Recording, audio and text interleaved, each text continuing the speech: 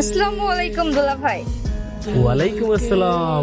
এই যে বেআই সাহেব, সালাম তো দুলাভাইকে দিয়েছে, আপনি জবাব দিচ্ছেন কেন? আপনাদের দুলাভাইয়ের মুখে তো রুমাল, তাই আমাদেরকেই দিতে হচ্ছে সামাল। তাই নাকি? তবে দেন না সামাল, কিন্তু দেখতে হবে আমাদের কামাল। নেন শরবতটা খান। ওরে আমার কিউট কিউট বিয়ান সাহেবা, তোমাদের হাত থেকে তো যদি কাঁচা মরিচও খাই তাও আমাদের কাছে মিষ্টি লাগবে, কিন্তু এই যে বিয়াই সাহেবকে দেখো, তার হাত থেকে যদি আমরা সাদা পানিও খাই তাও আমাদের কাছে ঝাল লাগবে, কি বলো? আচ্ছা তাই? আমাদের হাতের মরিচ খেলেও আপনার মিষ্টি লাগবে?